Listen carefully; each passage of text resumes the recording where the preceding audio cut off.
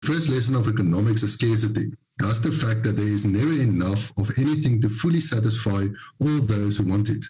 The first lesson of politics is to disregard the first lesson of economics. This is said by the economist Thomas Sowell.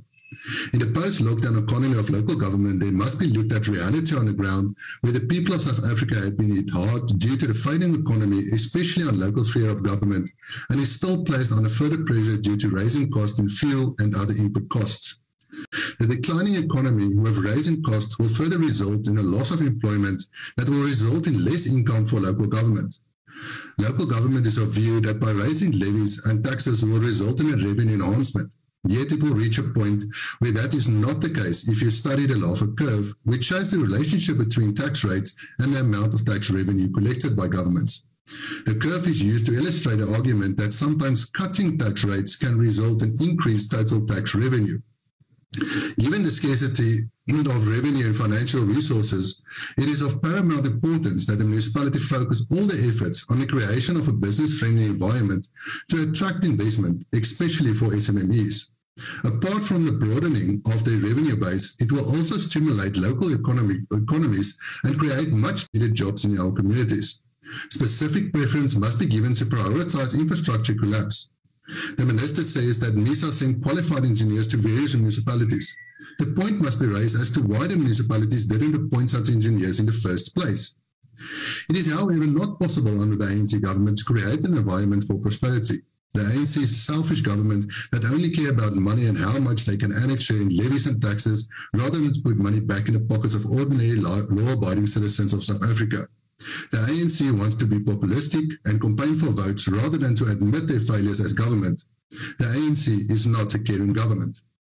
Local government should be able to recognize the opportunity cost in these daring times and not make populistic decisions. Local government must understand the fact that it isn't business as usual and make provision for economies to grow.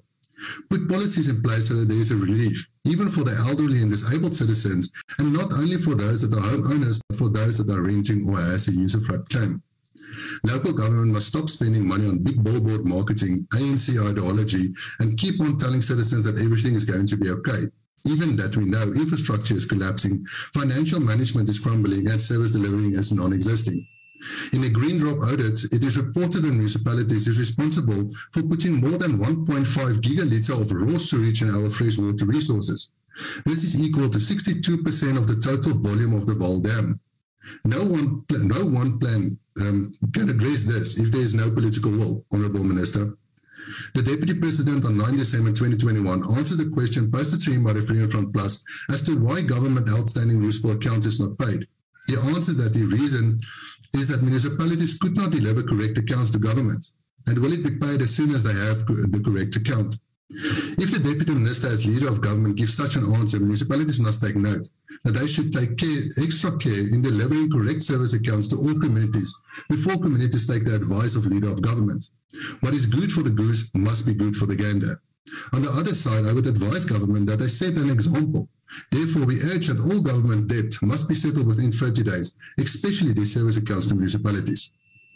Agbare Speaker, die bewyse van die ANC se onvermoë om te regeer is voor die hand liggend. In plaaslike regering onder ANC beheer sal die korrupsie en bedrog vind, nepotisme, munisipale bestuurders wat groter salarisse as die president van Suid-Afrika ontvang, brandweerwaans sonder water soos 'n Klageng rivier munisipaliteit, swak finansiële bestuur, wetteloosheid, tenentrepreneurs, kaderontplooiing, spookwerkers, interne gevegte, swak leierskap, intimidasie en algemene kriminaliteit. En die bewyse lê in artikel 106 verslae, ouditeurs-generaal verslae, forensiese ondersoekverslae, die groen druppel en blou druppel verslag en soveel ander. Wat jy nie in 'n ANC-regering sal vind nie, is infrastruktuur en standhouding en ontwikkeling, ekonomiese groei, gevolgbestuur, onpopulistiese besluite in die beste belang van die dorp en al sy gemeenskappe, patopelle, suksesvolle investeringsprojekte, goeie besigheidspraktyk, waardes en professionaliteit.